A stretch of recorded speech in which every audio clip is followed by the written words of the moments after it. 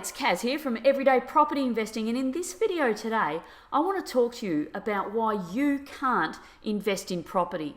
Now perhaps you're interested in property investing and you like the idea of it, but you just haven't taken the plunge. Or perhaps you've got one or maybe even two properties, but you just don't see yourself buying more even though you'd like to.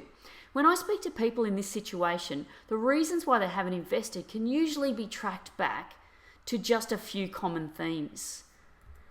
Money. Many people don't think they have enough money. Now for some this may be the case, but for many people they'd be surprised to know that they can in fact afford an investment property. Number two, time. We all think that we don't have enough time, but you know, time is probably the only thing in life that we all have the same amount of in each day. Sure, we all have a lot of commitments and some of us have more than others, but reality is that for most people time equals priority. So if something is a priority in life, then you find some time for it.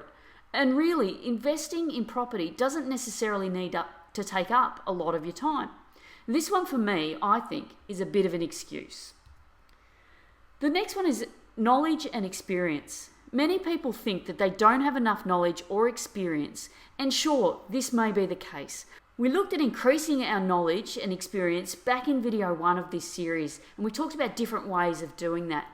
So if you haven't checked that out, do take a few minutes and go back and watch video 1 in this series. Now the main message that we're putting forward in that video is that experience and knowledge take a bit of time to acquire, but ultimately you need to take some action to make those things happen. Process. The other main message that we put forward earlier in this video series was that successful investors have a process or a series of processes to follow. So whether or not you're experienced or knowledgeable, having a good set of processes to follow when you're investing in property is a great idea.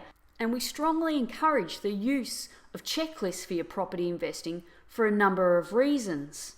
Number one, they increase your knowledge. By walking through a process each time, a process that you've documented, it starts to become ingrained knowledge. It becomes part of your property investing knowledge base, so that pretty soon you're doing the things that you need to do without even thinking twice.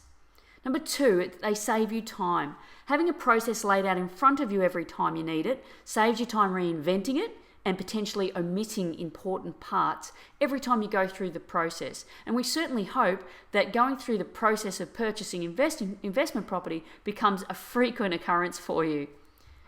Number three, they make sure that you have done your due diligence. If you look at important roles in our world, in our life, you'll soon see that process lists and checklists are used everywhere. And this isn't an accident. And the combined effects of all of this is to save you money. Now, when you think about it, pilots are a perfect example. They have a detailed and strict process list that they must follow for every flight to make sure that all the important parts of a process of their flight checklists are completed. Another example, the emergency room staff and hospital staff have very strict processes and procedures to follow, particularly in critical situations. Now I know this for a fact because I used to be an intensive care nurse, and having algorithms and processes for certain situations was imperative. When you're undertaking an activity like property investing that can potentially involve hundreds of thousands and even millions of dollars, you want to make sure you've done your due diligence properly. You've got all your bases covered, that you've assessed all of the key factors that you need to make your decisions.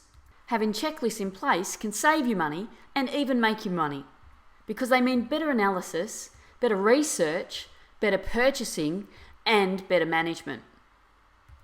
And really, it's all about minimizing risk and maximizing return. So having better property investing process is a way to help you do that. So if you think that you can't invest in property because you don't have the time, you don't have knowledge, or you don't have the experience, I hope that we've helped you to see that with the right process in place, you certainly can invest and you can do it successfully.